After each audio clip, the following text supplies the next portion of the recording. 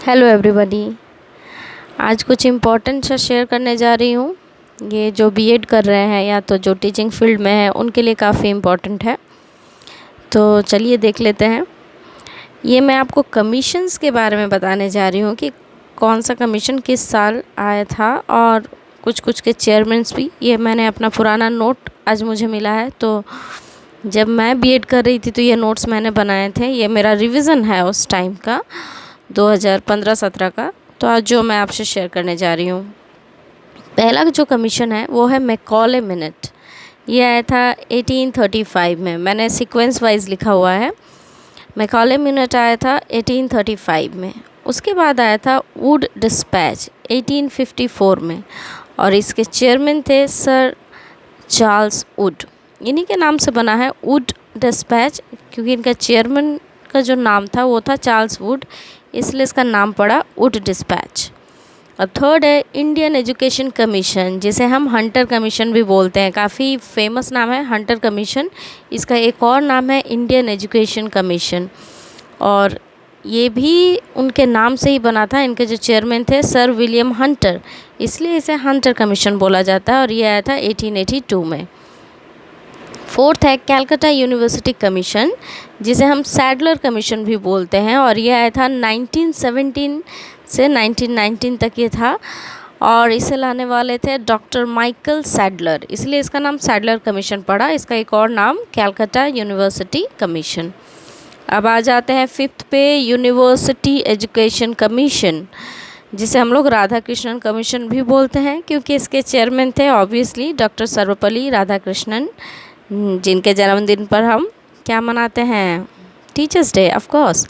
चलिए, ये आया था आपका 1948 में, मतलब आज़ादी के एक साल बाद 1948, राधा कृष्णन कमीशन।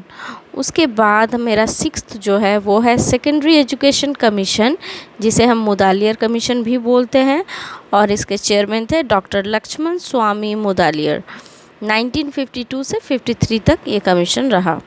अब आ जाते हैं सेवेंथ पे, नेशनल एजुकेशन कमीशन, जो कि काफ़ी ज़्यादा फेमस है, और ये 2023 के केवीएस क्वेश्चन में भी एक क्वेश्चन था कोठारी कमीशन से रिलेटेड। जी हाँ, कोठारी कमीशन भी इसे बोलते हैं, जिसका एक और नाम है नेशनल एजुकेशन कमीशन, लेकिन ये कोठारी कमीशन के नाम से ही जाना जाता है, जिसके चेयरमैन थे डॉक्टर DS कोठारी। ये आया था 1964 से 1966। अब आते हैं NKC मतलब नेशनल नॉलेज कमीशन, और इसे लाने वाले थे श्री सेम पिट्रोडा। ये आया था 2005 से लेकर 2009 तक ये कमीशन था।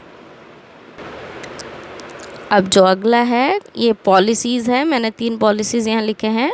नेशनल एजुकेशन पॉलिसी जो आया था 1986 में, फिर रिवाइज्ड नेशनल एजुकेशन पॉलिसी जो है ये आया था 1986 में ही, पर ये 1986 वाला ही जो कि रिवाइज्ड हुआ था 1992 में। मतलब 1986 में जो था वो नेशनल एजुकेशन पॉलिसी था, उसमें कुछ चेंजेस किए गए थे, जिसे हम रिवाइज्ड नेशनल एजुकेशन पॉलिसी बोलते हैं, और वो चेंजेस किए गए थे 1992 में। और लास्ट है right to education act. I think ये तो आपको पता ही होगा, ये सोशल स्टडीज़ के बुक में भी रहता है स्कूल स्टूडेंट्स के।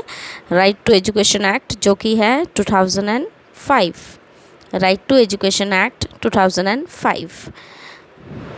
और भी कुछ वीडियोस में मैं और भी आगे का कुछ बताने वाली हूँ, जो कि काफ़ी इम्पोर्टेंट होने वाला है।